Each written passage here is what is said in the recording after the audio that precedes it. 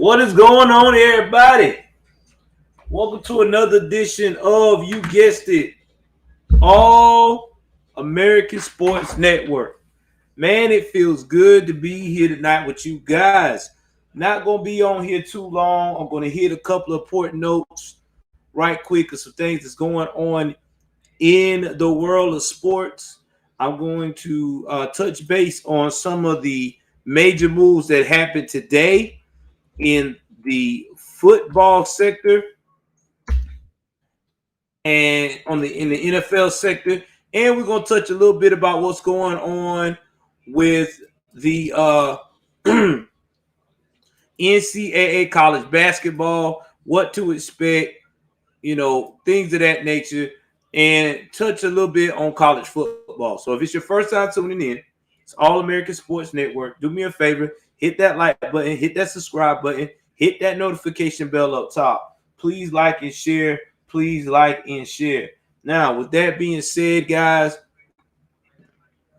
we're just going to go ahead on and jump into this story here.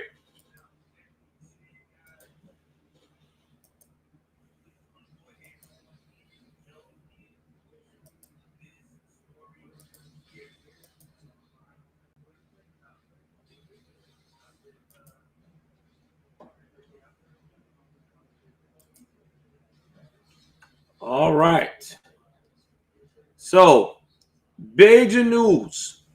First things first, we're going to talk about is Cam Newton returning to the Panthers. Now, guys, if you did not know this or not, but let's give you a little back history of what happened with Cam Newton in the Panthers. Now, Cam got drafted as first overall draft pick in 2011. He came to the Panthers. He put in that work. By 2015, they went to the Super Bowl. Yes, they got beaten by Brady, one of the all-time GOATs. But after that, it seemed like Cam could never regroup from that letdown. Now, over time, Cam, had injuries. He had the rotary cuff surgery he had to get. He had to recover from that. Let's see what else he had going on. Then the new owner from the Carolina Panthers was like, we can't deal with you anymore. You're not the guy we thought you would be. So they cut him. They basically forced his hand to leave. Then after they forced his hand to leave, that's when Cam went to the New England Patriots. It seemed like it was a promising fit at first. I mean, you got to think about it. It's Bill Belichick. It's the New England Patriots. They have what you call the New England way. People love them. And unfortunately, it didn't work out with that. It seemed like that Bill Belichick wanted to go in another direction. He wanted to rock with the younger quarterback over there, Stidham. So here we are now. He's been chilling for the longest, trying to figure out when is he going to come back on his return. And it just so happens he has. I mean, he has, gotten picked up by the Panthers because their guy, Darnold, got hurt, a shoulder injury. And y'all know how those shoulder injuries are for quarterbacks. It can be career ending. So they had a meeting yesterday and worked some particulars out. And now it seems like that here we are now making this announcement. So let me read the article to you, and then I'll tell you how I feel about it, and we'll move on to the next. So the Carolina Panthers are bringing back Cam Newton. Now, Newton has agreed to terms with the team that drafted him the overall in 2011. The deal is worth up to $10 million for the rest of the year, and he's getting a $4.5 million fully guaranteed and a $1.5 million roster bonus. Now, the signing comes after, like I said, they lost Sam Darnold for 4 to 6 weeks due to a shoulder injury. 32-year-old Newton enjoyed plenty of success during his first stint in Carolina. His best showing came in the 2015 campaign where he threw for 35 touchdowns. He ran in 10 additional scores to claim the league MVP award. But his 2015 performance led to the Super Bowl appearance, but y'all already knew what happened. Oh, it wasn't the Patriots. It was the Broncos. My bad. He didn't got beat by Tom Brady. He got beat by the Broncos. What's going on, JH? Thank you for being in the building, sweetheart. I appreciate you. Much love, much love. Please share the broadcast. Let everybody know we on the sports gig tonight. Now, with that being said, the Carolina head coach, Matt Rule, expressed his willingness to add a passer Wednesday. He was telling reporters that the organization would explore all the options when Darnold first got injured. Now, however, the Panthers were lacking in a quarterback play even before Darnold went down because the signal caller had thrown an NFL leading 11 interceptions to 7 touchdown passes. So at the end of the day, Darnold was not doing so good. He did good in the first 3 games. Then all of a sudden, he started getting chased by ghosts. And you know what that means on the field as a quarterback. You start getting chased by ghosts. 9 times out of 10, somebody's got to go. And it's probably going to be you. So with that being said, with what's going on, Rule is on a mission and he's got to win. He's got to win now, or at least save the season because they're I want to say 4 to 5 or 4 to 5 right now. So he's got to save the season a little bit, at least get the guys in a respectable wild card, and they still got time left.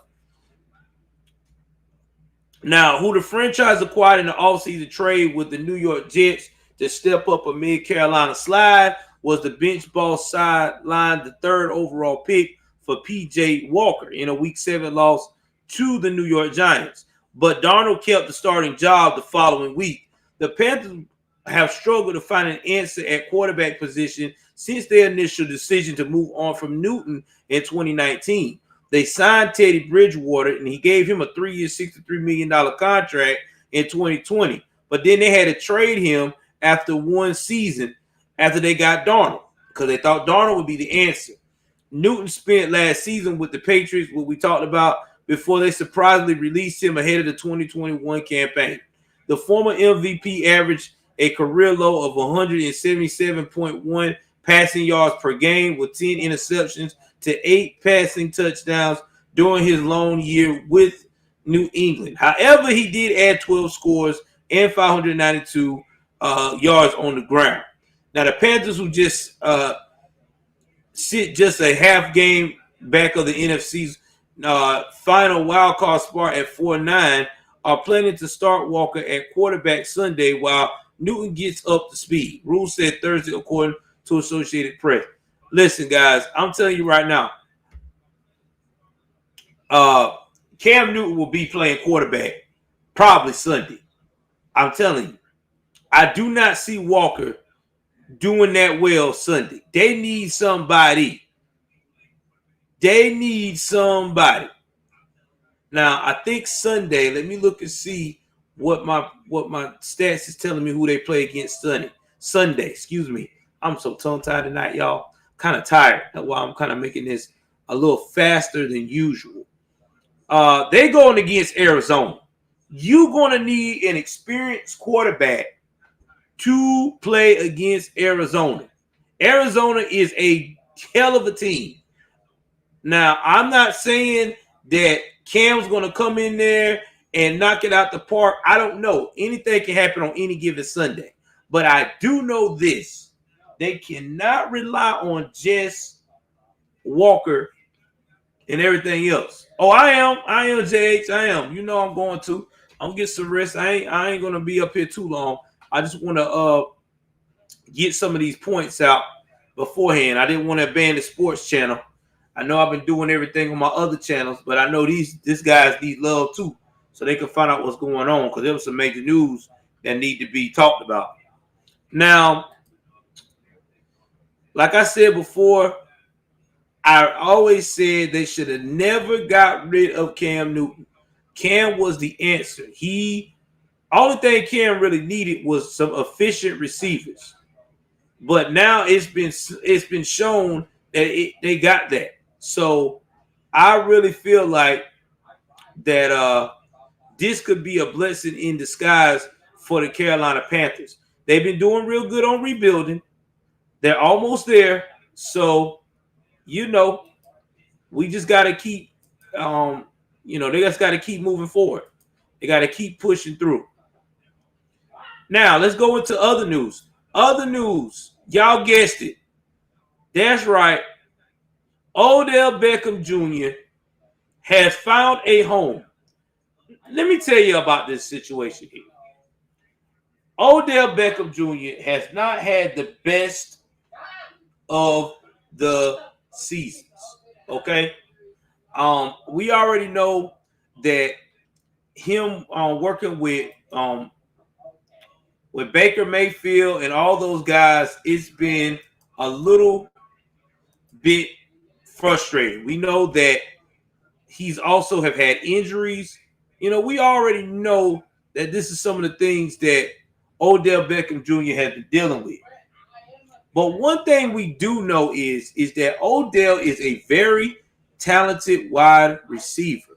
He is one of the most talented of his era for right now. You know what I'm saying? I mean, he's up there. And I think the only thing is that Odell needed someone who did not mind gelling with him and passing him the ball. The last quarterback that Odell had a connection with was Eli Manning. Ever since Eli and him been separated and now Eli's retired, it's been hard for Odell to find someone to say, you know what, I need him on the team. Now, I really felt like the Panthers should have went after Odell Beckham because of what they're facing right now in a win now somewhat situation. But I know Odell wouldn't have picked them because Odell won a team that is already playoff ready. When I say playoff ready, he know they're going to go to the playoffs. Like, he already know because that's what he's used to being. He used to being on a playoff team. Odell Beckham don't like to be on a team that loses. He's very competitive. So him picking the LA Rams and the way the LA Rams is getting everybody left and right on their roster, it to me really do make sense of him going towards that era. It was either going to be that or the Tampa Bay.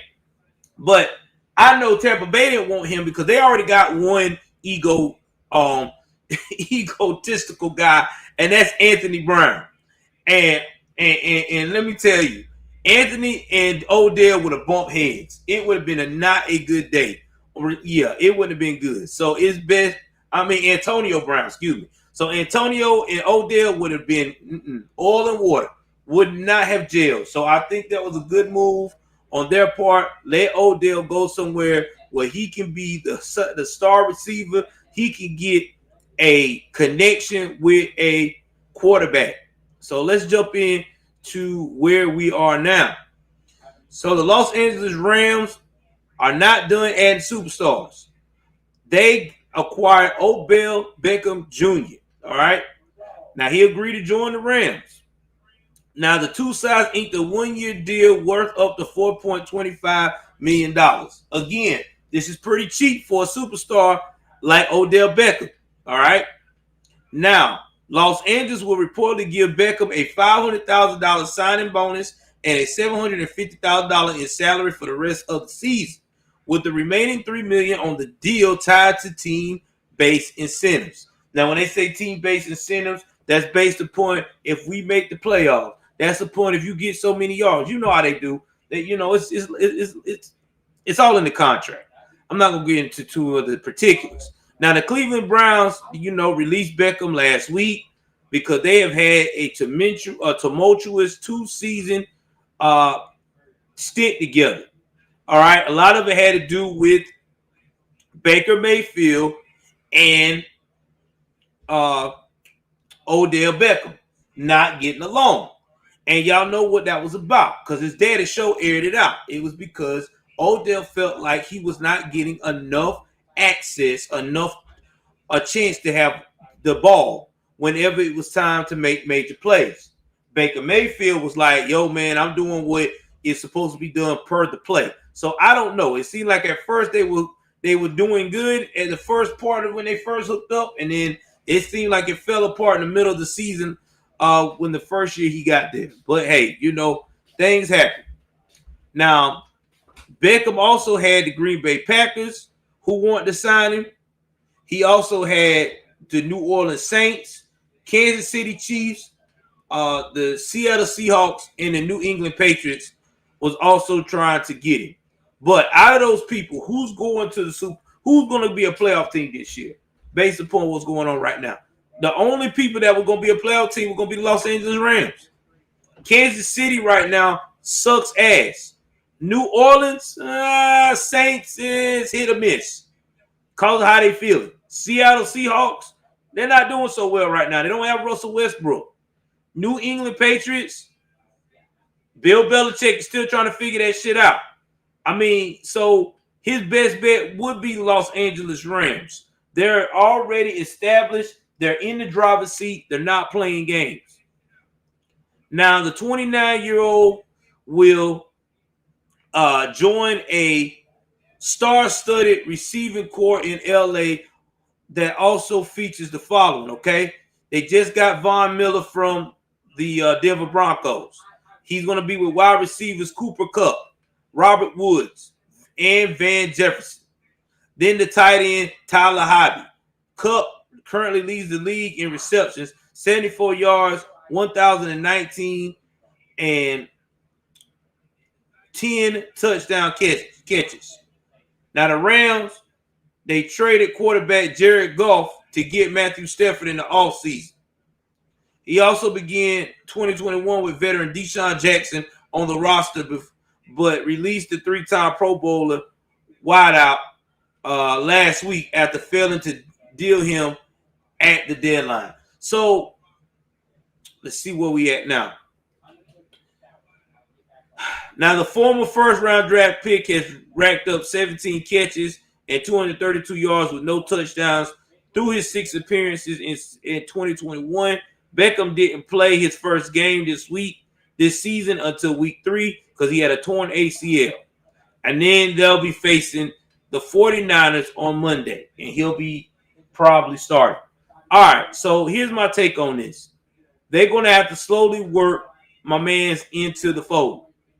Now, is Beckham probably going to be a little after kind of give or take with Tyler Higby, who is one of the targets right now for Matthew Stafford? Yes, he does. He's also going to have to give or take with these other guys having targets. So he's going to have to be open-minded. But long as he performs when he gets that ball and gets actually a couple of touchdowns under his belt, I think everything will be fine. And then he could probably mentor, because he is 29 now. Maybe he can mentor these other wide receivers on what they need to do to up their game. So hopefully this all works out the best way possible in the scenario. So again, congratulations to Odell Beckham. I know he's glad he finally found a home, and I know that this is music to his ears. So let's see what else we got going on here.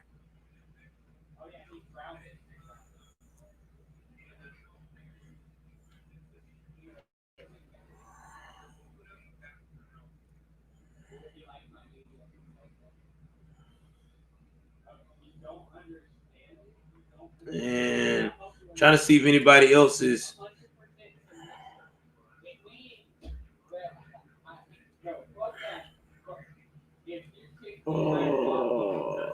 Trying to find out if anything else major.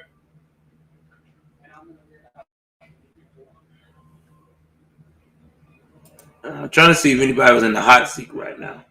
I don't think there is.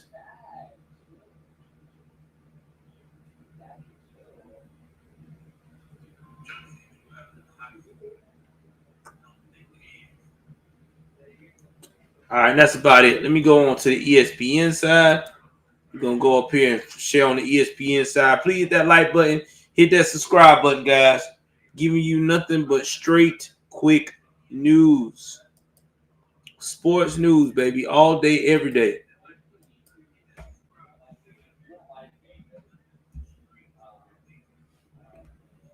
All right.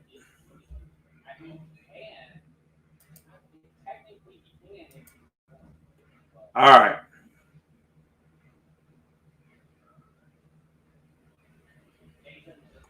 So we're about to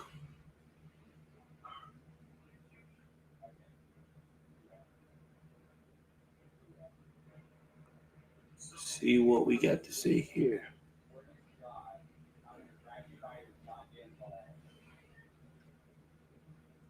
So let's talk about coaches that's on the hot seat in the NFL right quick. You know I'm gonna give it to y'all like no other. So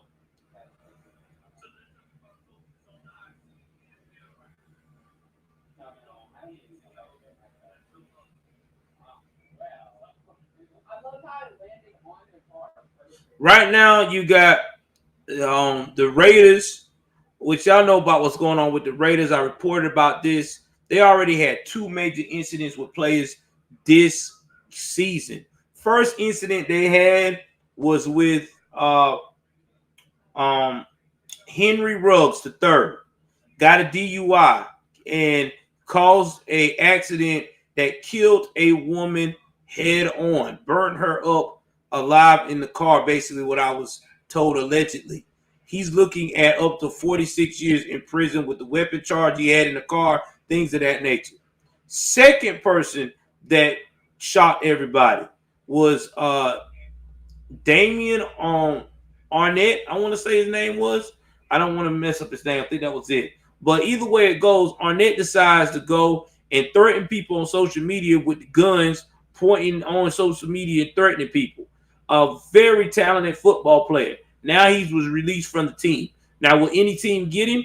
They probably will, if probably after the season, but he's going to have to put in some work. That means he's probably going to have to go to anger management counseling, things of that nature, and clean up his IG and social media. So, and let's not forget too, the coach, John Gruden, who got fired to me over some of the most pettiest BS because of cancel culture. I mean, it's a shame that it took, like I said, you got to check my video, what I said, that the only reason why he got fired because he said something about the Alphabet Soup Club. If it wasn't about that, I'm quite sure that they would have fired him at the end of the season.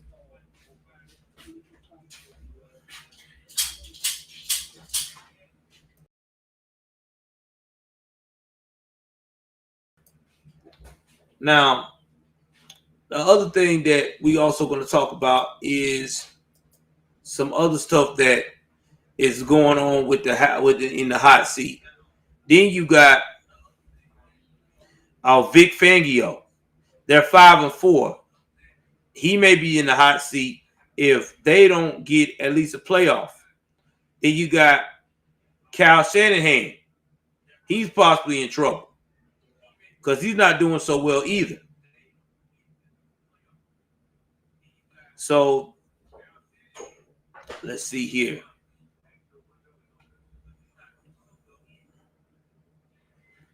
Now, Mike Zimmer may be on the hot seat because even though he's got a 5.67 winning percentage, they don't like how he talks and he works the players out on the field. So there are some things about that too. Adam Schefter. Excuse me, not Adam Schefter, but Joe Judge. He's got a lot of pressure on his neck. He's right now 1-5 start. So with that being said, he may be out the door. So right now, there's a lot of people that looking at these coaches right now that's in the hot seat, and somebody could actually take over their spot. So hopefully They figure out and get it together because I'm telling you now, they're not playing no games. Because once teams start losing, GMs start not getting no money and ain't filling up seats, people start acting a fool. All right, let's go over here to NCAA football. And I have to talk about some stuff that I don't like to talk about here that breaks my heart. So a lot of people has been wondering why Georgia Bulldog linebacker Adam Anderson has not been playing. He wasn't at the game last weekend. Well, the reason being is because Adam Anderson was allegedly charged is charged and allegedly accused of felony violation. You know, I can't say that word, and I'm trying to keep it clean. After a 21-year-old woman accused him of violating her at an apartment in Athens, Georgia on October the 29th. Now, he did turn himself in on Wednesday and was being held without bond at the Athens Clark County Jail. Now, Anderson has been denied. He denied the allegations through his attorney. Now, his attorney that's representing him, Stephen Sado, said he's innocent of the charge brought against him and intends to vigorously defend himself in court. Sado said in a statement he will seek release on bond. Once again, Adam hopes and prays the UGA community and the public keeps an open mind and afford him the presumption of innocence that the law demands. Now, Anderson's a senior. He's from Rome, Georgia. Now, he's indefinitely suspended from the football team because you know that when you're in the football team now, doing with that kind of thing over your head, not to mention now the NCAA has allowed these young men now to get paid for any use of their likeness. They hold them now even more accountable. So it's no more, let's keep you on the team as a reserve till we figure it out. Once they find out you in a situation like this, you are automatically indefinitely suspended from the team, in some cases terminated. That means his scholarship is also probably in jeopardy too, his athletic scholarship. Because if he's not playing, you know, it's no good. So there's a lot of stake here for this young man on these allegations.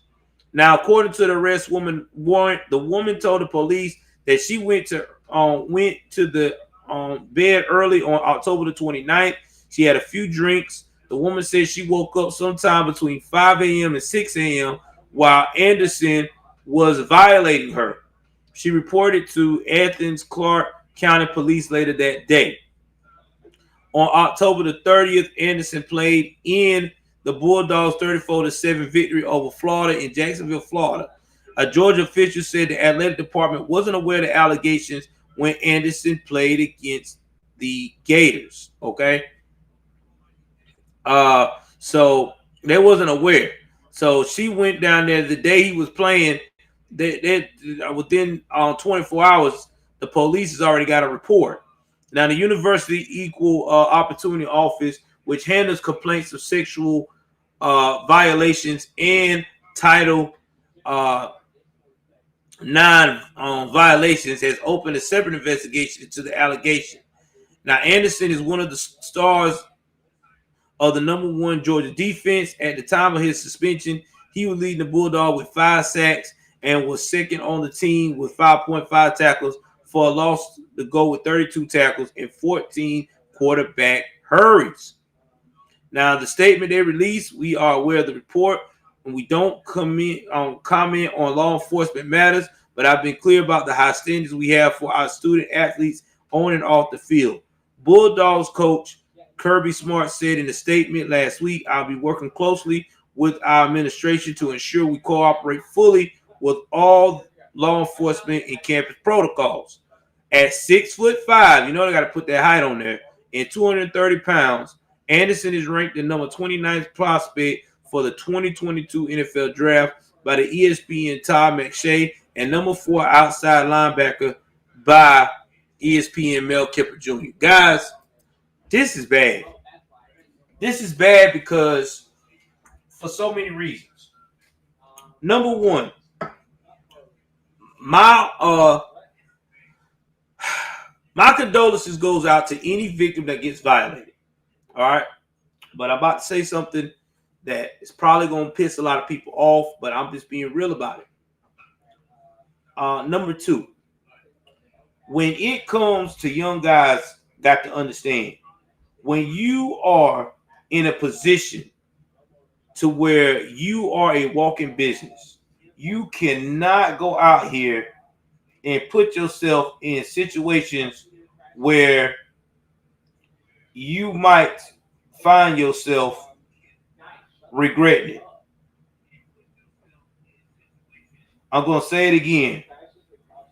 When you put yourself in situations like this, you cannot, I repeat, you cannot put yourself in situations where you could possibly find yourself caught up.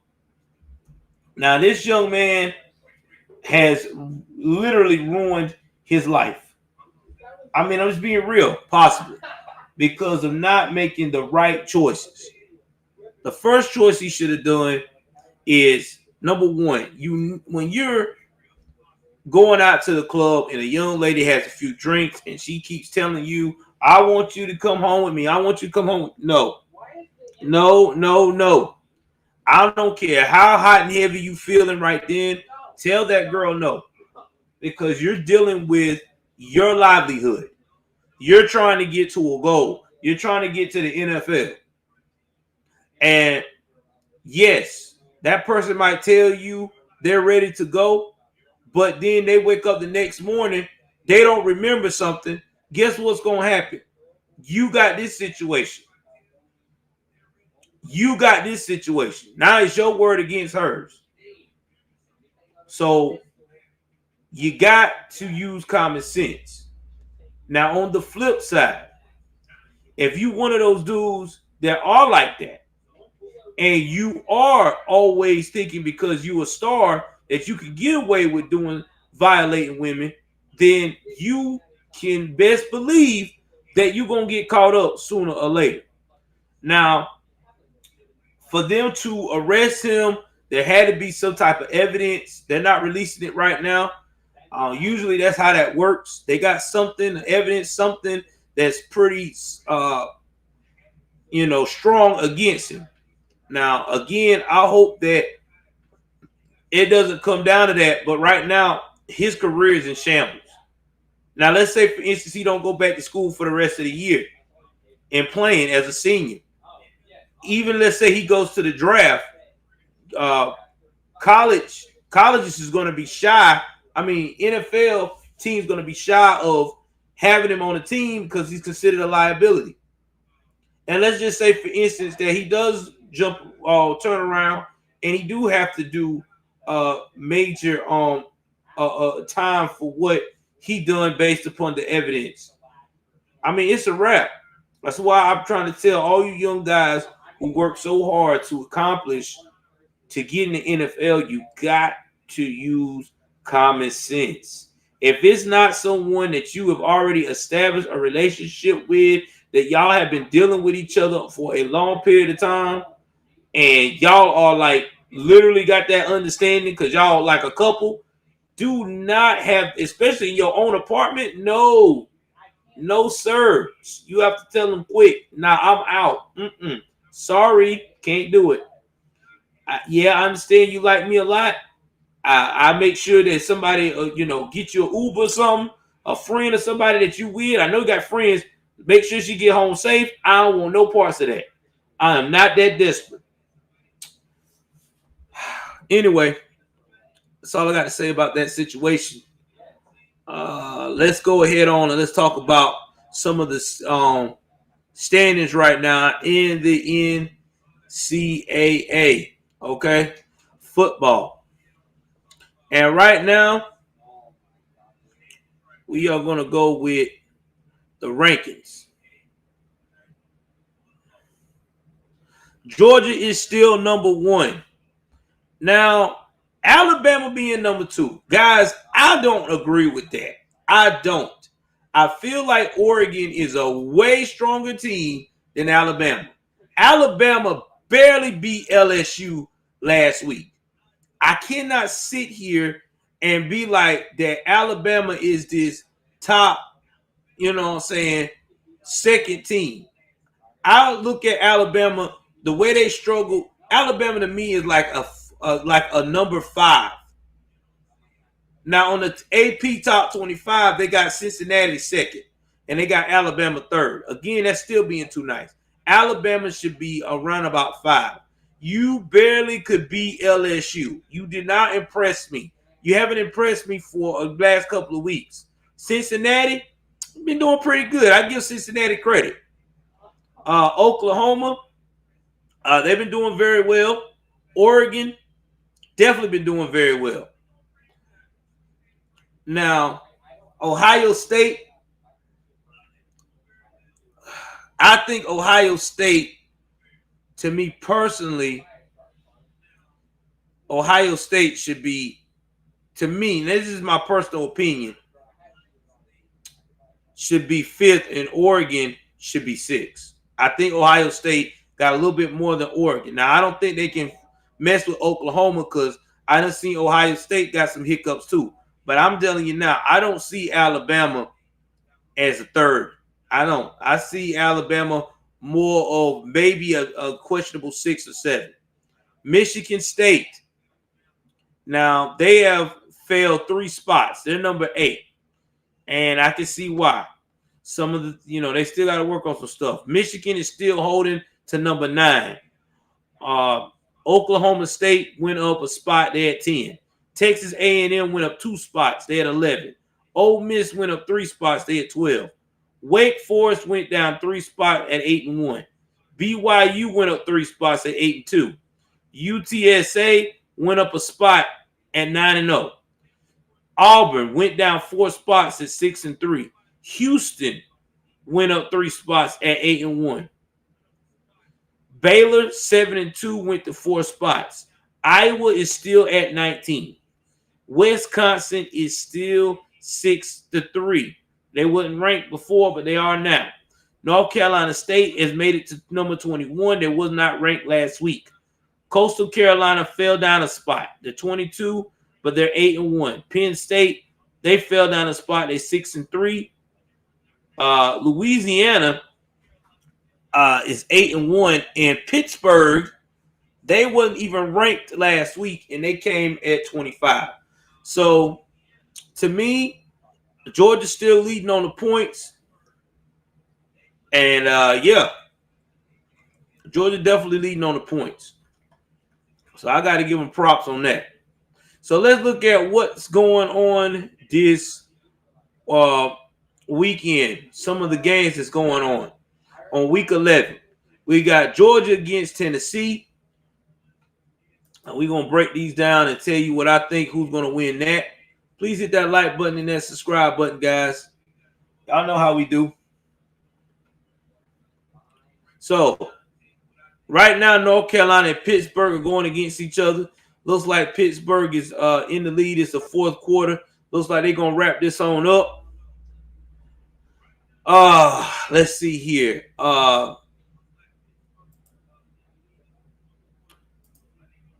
Cincinnati against South Florida. Cincinnati should have that in the bag. Georgia against Tennessee. Georgia should have that in the bag. Alabama against New Mexico State. Yeah, Alabama definitely better have that in the bag. If they don't, that's not going to be good at all. They might as well say they threw their whole season away. Michigan against Penn State. Definitely Michigan. Oklahoma against Baylor. Now, Oklahoma against Baylor is going to be this is going to be pretty interesting. This could be an upset for Oklahoma if they're not careful. Mississippi State going against Auburn. Definitely got Auburn on that one. Northwest going against Wisconsin. Yeah, Wisconsin's going to demolish them. Utah going against Arizona. Another demolishing situation. Purdue going against Ohio State. Definitely looking like an Ohio State moment. Minnesota going against Iowa. Looks like Iowa is going to probably handle business on that. And Southern Mississippi against UTSA. Yeah. San Antonio definitely got that. And let's see here.